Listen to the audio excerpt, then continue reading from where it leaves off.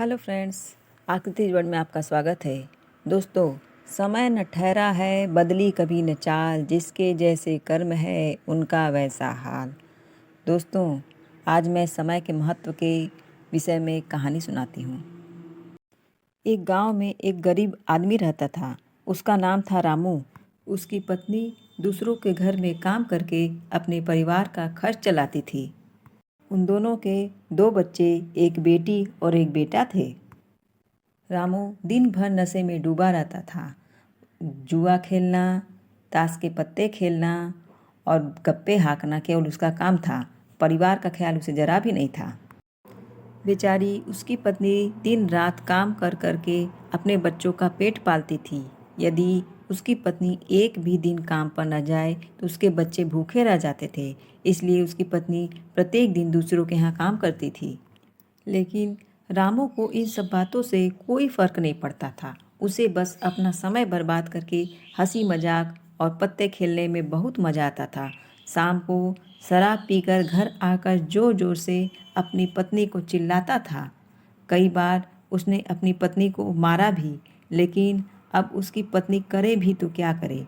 वह तो अपने बच्चों को छोड़कर नहीं जा सकती थी।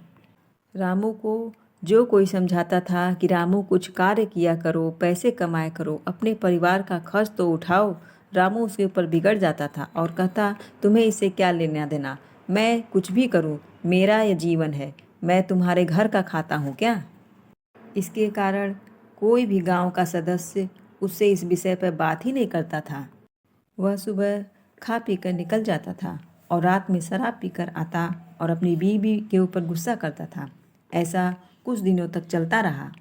कुछ दिनों बाद संसार में एक ऐसी बीमारी ने जन्म लिया जो मानव जाति के लिए अत्यधिक खतरनाक थी। चारों तरफ उस बीमारी का कहर था। आप सब जानते होंगे, मैं कोरोना वायरस की बात कर रही हूँ। जब सरकार द्वारा लॉकडाउन लगा दिया गया था, तब चारों तरफ लोगों का एक दूसरे के साथ आना जाना बंद हो गया था। सारे कार्य, सारी फैक्ट्रियाँ, सारी गाड़ियाँ इत्यादि बंद हो गई थी।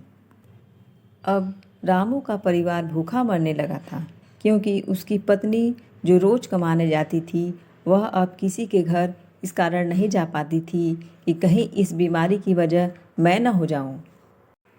लोग अब उसे काम पर बुलाना बंद कर दिए थे।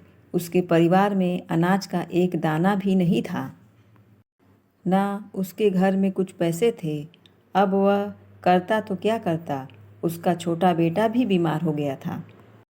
उसके बच्चे की तबीयत ज़्यादा खराब हो गई थी। तब रामू को समझ आया कि परिवार का ध्यान देना चाहिए। उसने बच्चे को अस्पताल ले जाने का सोचा, परंतु उसके पास पैसे नहीं थे। वह गांव वालों से पैसे मांगने गया।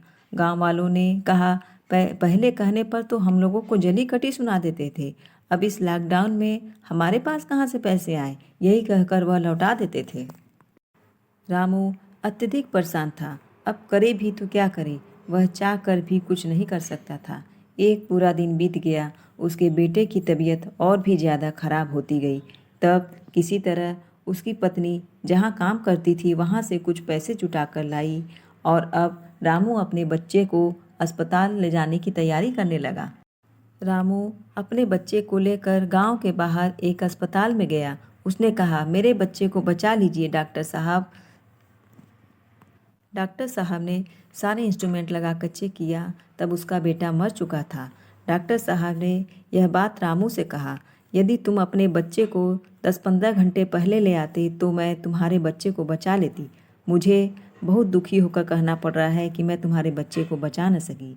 यह सुनकर रामू के पैरों तले जमीन खिसक गई और वह रोने लगा और कहने लगा, यह सब मेरी गलती है। मैंने जीवन में कुछ नहीं किया, सिर्फ अपने समय को बर्बाद किया है। यदि आज मेरे पास पैसे होते तो मैं अपने बेटे को हॉस्पिटल जल्दी ले जाता और मेरा बेटा बच जाता।